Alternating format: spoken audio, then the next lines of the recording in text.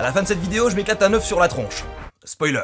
Ce mot anglais est entré dans le langage courant et dans le dictionnaire. Non, Académie française, je ne préfère pas utiliser divulgacher parce que ça me fait penser à divulve et que ce serait vraiment dommage de les gâcher. Je pense que c'est la pire blague de ma carrière, oui. Bref, le Larousse définit le verbe spoiler comme révéler un élément clé de l'intrigue d'une œuvre, livre, film, série, etc. au point de gâcher à autrui l'effet de surprise et le plaisir de la découverte. Au Québec, on dit divulve gâcher. Mais c'est dégoûtant. Pour illustrer, c'est quand quelqu'un vous dit à la fin du film, il meurt. Oh non, bah maintenant je peux plus regarder le film. Et c'est devenu un vrai délire dans l'industrie de l'audiovisuel, le spoil. Je sais pas s'il faut blâmer le sixième sens ou Lost, mais à un moment, notre civilisation est devenue obsédée par l'idée de ne surtout pas se faire spoiler. Il faut rien révéler sur le prochain Marvel, ne surtout pas aller sur les réseaux après la sortie d'un épisode de Game of Thrones, se boucher les oreilles et arrêter de respirer quand des gens parlent en public du prochain Disney. C'est au point où, par exemple, quand on double un gros film aujourd'hui, on a des versions censurées où on ne voit que la bouche des acteurs. Rien ne doit fuiter car le plus important en fiction c'est de surprendre. Il faut des twists imprévisibles, des caméos inimaginables, des révélations qui changent tout ce que l'on pensait savoir. C'est du bon sens. Donc aujourd'hui je fais cette vidéo pour vous démontrer que scientifiquement et narrativement vous devriez peut-être envisager de spoiler vos potes. Quoi? Mais non, rien ne vaut la surprise et le plaisir de la découverte! Ah ouais, et bah si vous aimez tant ça, en voilà une de surprise, c'est cadeau. Cette vidéo vous est présentée en partie par CyberGhost VPN. Ça commence à faire un moment que je travaille avec eux et que j'utilise leur VPN tous les jours pour sécuriser ma connexion internet. Un VPN ou réseau privé virtuel, c'est un outil très pratique pour naviguer anonymement sur les mers sombres d'internet en toute sécurité. CyberGhost VPN vous permet de masquer votre adresse IP, de chiffrer vos données et surtout de rediriger l'intégralité de votre trafic internet via un tunnel sécurisé. Avec la géolocalisation, il vous permet de prendre une IP étrangère pour pouvoir par exemple suivre les courses automobiles sur la RTBF. De quoi avoir la frite. Cette fonctionnalité vous permet également de débloquer les contenus restreints géographiquement sur 40 plateformes de VOD incluant Netflix, Amazon Prime ou Disney+. CyberGhost VPN est disponible sur Windows, iOS, Android et plein d'autres. Avec un seul abonnement, vous pouvez protéger jusqu'à 7 appareils en même temps afin de partager le service avec votre famille ou vos amis. Pendant que mon PC est invisible aux yeux du monde, mon téléphone se balade allègrement sur les plages de Rio de Janeiro. Avec plus de 38 millions d'utilisateurs et une note excellente sur Trustpilot, vous pouvez faire confiance à CyberGhost VPN, ils sont au sommet du podium. Alors si vous êtes intéressé, c'est le moment ou jamais. Cliquez sur mon lien dans la description ou le commentaire épinglé et profitez d'une réduction de 83% et de 4 mois gratuits, soit 2,03 € par mois. En plus, vous avez 45 jours pour vous faire rembourser si ça ne vous convient pas et il y a un support en français 24 heures sur 24, 7 jours sur 7. N'hésitez pas un instant et cliquez sur le lien en description ou dans le commentaire épinglé.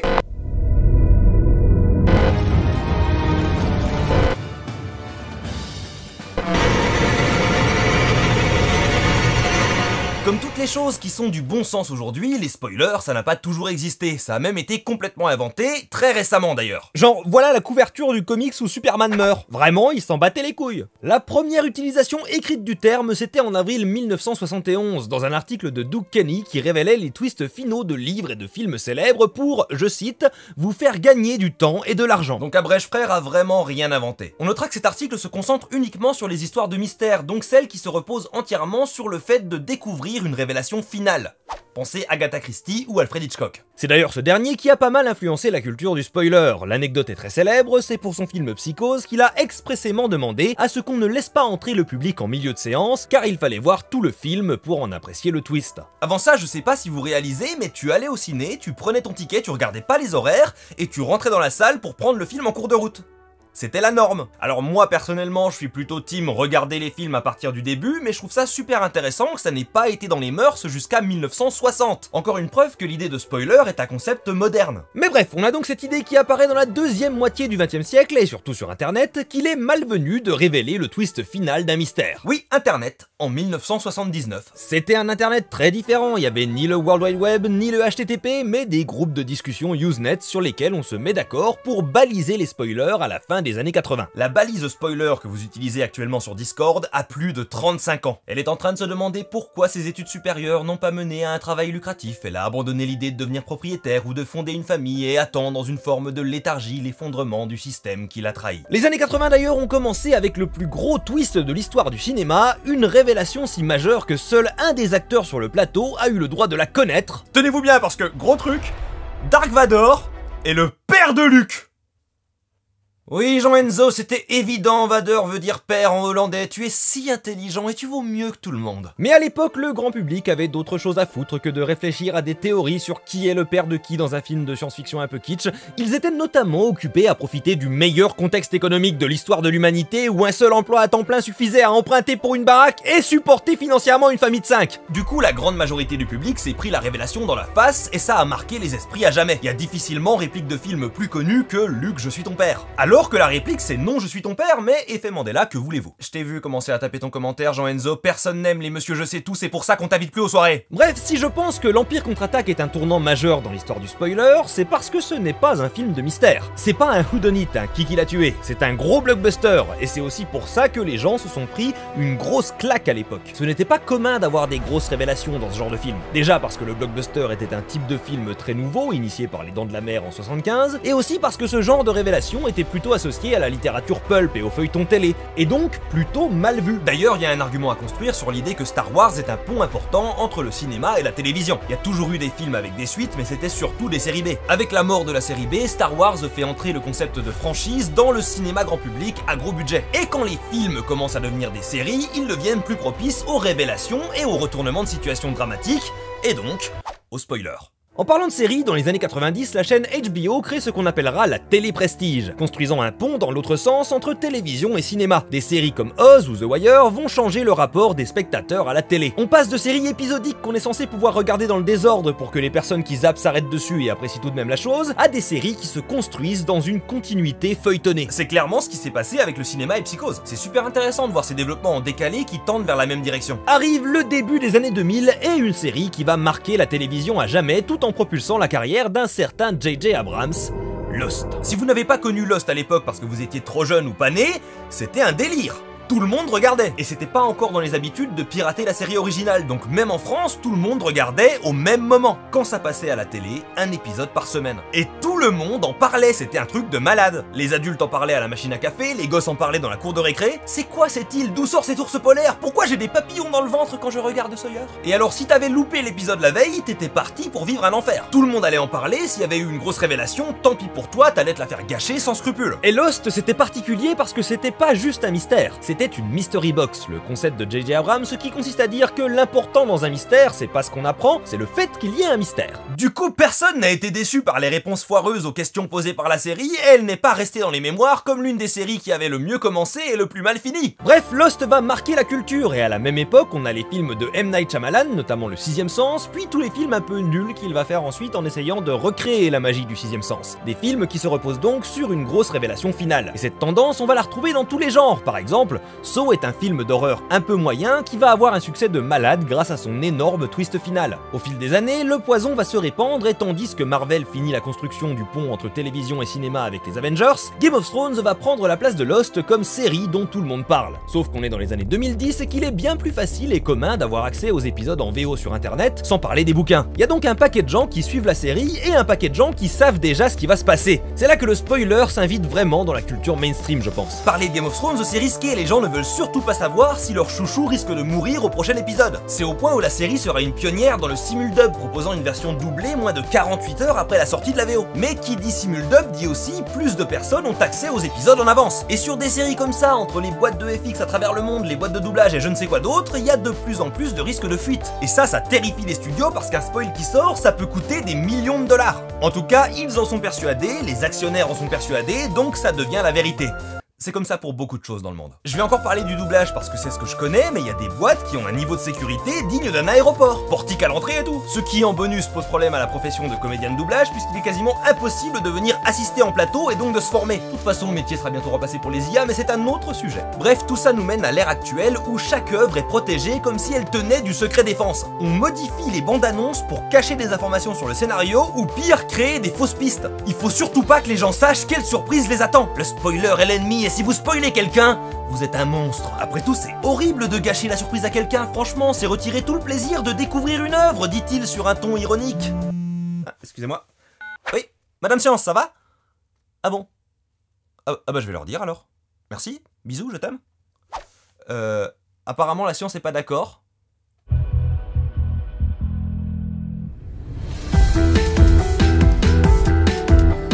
Il y a eu un certain nombre d'études académiques sur les spoilers et leur impact sur l'appréciation d'une œuvre. Les résultats sont mitigés. Des fois c'est mieux de se faire spoiler, des fois c'est mieux d'avoir la surprise. En fait ça dépend d'énormément de facteurs, notamment liés au genre de l'œuvre. Par exemple, la comédie souffre beaucoup des spoilers. Connaître la punchline peut ruiner une blague. Par contre, l'horreur n'en a rien à foutre. Peu importe à quel point on te spoil un film d'horreur, ça ne change rien parce que c'est un genre qui vise une réaction physique. La peur c'est physique, c'est pas tant le scénario qui te fait peur, c'est la mise en scène, la musique, le rythme, bref, des choses qui ne se spoilent pas. Mais étonnamment, ces études trouvent que les genres qui sont les plus appréciés après avoir été spoilés, c'est les mystères et les thrillers. Ce qui est complètement contre-intuitif, mais apparemment, on apprécie généralement plus un mystère si on s'est fait gâcher la fin. Alors il y a aussi un autre facteur important, c'est la personnalité du spectateur. On n'est pas tous foutus pareil, on est des bestioles complexes. Il y a une majorité de gens qui tirent plus de plaisir d'une histoire spoilée. Mais aussi une minorité non négligeable de gens pour qui l'appréciation de l'œuvre est profondément négativement affectée. Il y a aussi un truc très fun, c'est que les gens ont une réaction négative très forte au fait d'être spoilés, mais que ça ne change rien à leur appréciation de l'œuvre. C'est-à-dire que le spoil en lui-même, l'idée de se faire spoiler cause une réaction négative immédiate, mais la majorité des gens ne souffriront absolument pas des conséquences du spoil. Ils apprécieront l'histoire autant, voire plus. Ce qui illustre bien qu'on s'est créé une angoisse, mais qu'elle repose pas sur grand chose. Mais bon, pourquoi on apprécierait plus une histoire qu'on nous a gâchée? C'est bizarre. Eh ben, pas tant que ça si on connaît le fonctionnement de nos cerveaux. Quand on te dit le héros meurt à la fin, ça capte ton attention, ce qui va te rendre plus investi dans l'histoire parce que maintenant tu t'attends à quelque chose. C'est vraiment un truc de base qui vient de quand on survivait dans la nature. Si je te dis il y a une source d'eau fraîche dans cette direction, ton cerveau va retenir cette information et se concentrer dessus pour ta survie. Et pour bien s'assurer que tu survives, il va déclencher le système de récompense. La fameuse dopamine, la molécule du plaisir. Et ce qu'il est important de comprendre, c'est le mécanisme du plaisir chez l'humain. Parce que la récompense n'est pas construite sur la récompense elle-même, mais sur l'anticipation de la récompense. Bah oui, il faut te donner la motivation d'aller chercher la source d'eau fraîche. Donc ton cerveau va te faire anticiper la dopamine que tu auras au moment où tu la trouveras, pour que tu restes concentré et motivé. C'est la raison pour laquelle on fait des trucs, parce qu'on est des gros junkies et qu'on nous agite une carotte sous le nez. Majestueuse espèce que nous sommes.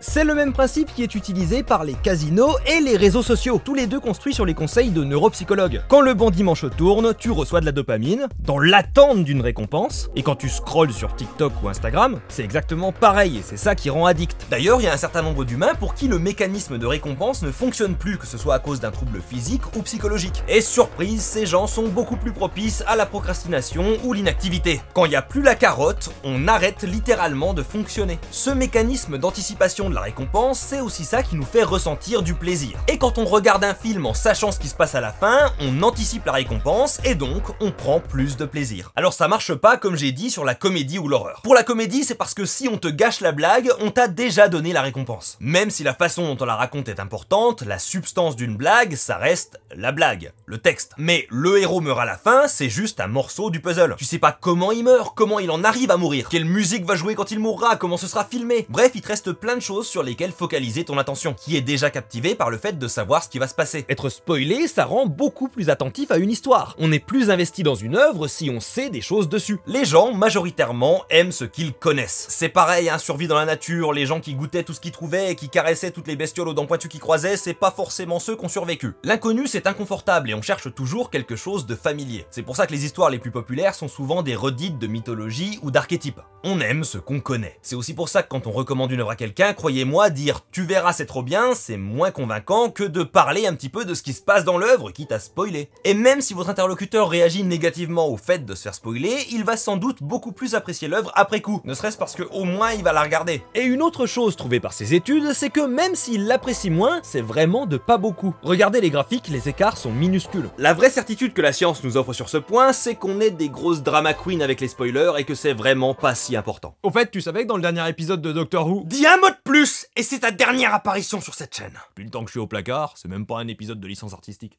Ok, donc la science parle, je fais le malin, mais non, moi non plus j'aime pas qu'on me spoil. Même si ça rend l'expérience meilleure ou pas beaucoup moins bien. C'est juste parce que le spoil en lui-même, l'acte de volontairement gâcher quelque chose pour quelqu'un, c'est vraiment un truc de connard. Je veux dire, c'est de l'étiquette. C'est comme dire bon appétit avant de manger, ça ne changera pas le goût du plat. Mais c'est une marque de respect, c'est un code qu'on applique pour montrer aux autres personnes qu'on les estime. Donc c'est pas tant qu'on me dise comment un film ou une série finit qui m'énerve, c'est de savoir que la personne en face veut activement me pourrir mon expérience. Même si ça la pourrit pas, c'est l'intention qui compte. C'est pour ça qu'on a le principe de tentative de meurtre dans la loi. Tu peux pas faire genre, oups, raté. Bon bah, sans rancune hein. La volonté de nuire est une nuisance. D'ailleurs, si quelqu'un me dit ça te dérange si je spoil avant ou sort un spoil accidentel, je m'en tape un peu. C'est vraiment quand il y a volonté d'emmerder le monde que ça me saoule. Donc non, ne spoilez pas vos potes sans leur avoir demandé la permission. Soyez des membres fonctionnels de la société. Voilà, c'était pour apporter un peu de nuance émotionnelle aux faits rationnels. Maintenant qu'on a vu que le spoil en soi ça n'a rien de mauvais, voyons comment la fiction, qui le sait très bien depuis des millénaires, a su utiliser ça à son avantage. On va parler des procédés de narration qui se servent du spoil comme d'un outil.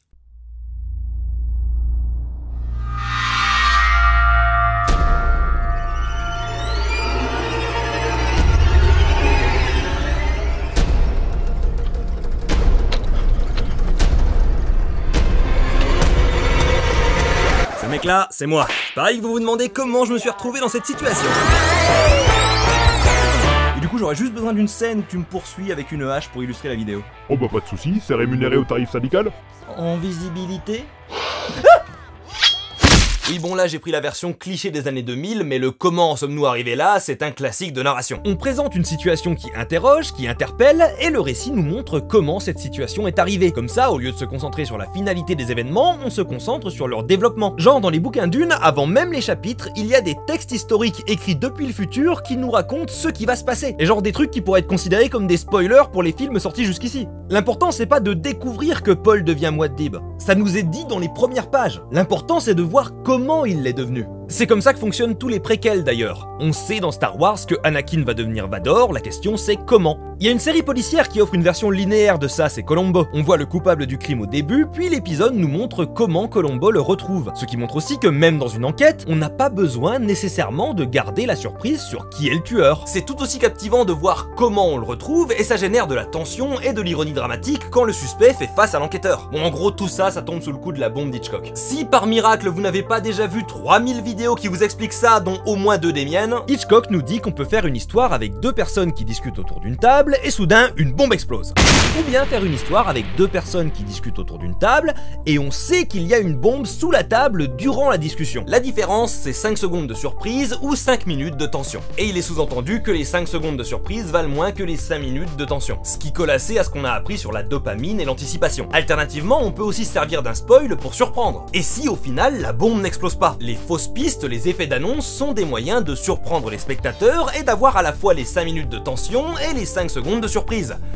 Mais faut pas en abuser parce qu'à force de se faire tirer l'herbe sous le pied, on finit plus frustré qu'autre chose. Si tu passes ton temps à annoncer des trucs puis à changer à la dernière minute pour un effet de surprise, t'as beaucoup de chances d'écrire des histoires décevantes. N'est-ce pas Game of Thrones? En fait, je crois que là où la question du spoil est vraiment importante, c'est quand il fait justement partie intégrante de la narration. Une œuvre qui ne se repose que sur la surprise et les retournements de situation inattendus va énormément souffrir du spoil, parce qu'elle n'a que la surprise comme arme narrative. Par contre, une œuvre dont les retournements de situation sont annoncés par des indices plus ou moins évidents, qui récompense le spectateur assidu et offre une deuxième expérience de visionnage encore plus riche, bah même si tu la spoil, elle a d'autres atouts qui la rendent appréciable. Le sixième sens, oui c'est cool de se prendre la claque à la fin, mais c'est un film qui est d'autant plus intéressant quand tu connais déjà le retournement de situation. C'est ça un bon twist pour moi, un twist qui enrichit ce qui l'a précédé. Genre, Palpatine est le grand-père de Rey, c'est pas un retournement de situation qui rend Star Wars 7 et 8 meilleurs ou qui offre une nouvelle grille de lecture, parce que de 1 c'était pas prévu, ça se voit à 1000 km, et de 2 c'est antithétique à la fois au thème de la postlogie mais à toute la saga, et de 3 le retour de Palpatine a été annoncé dans Fortnite, je m'en remets toujours pas. Je pense que le film n'est pas pire si tu sais ça avant, ça te donne juste une bonne raison de ne pas le regarder,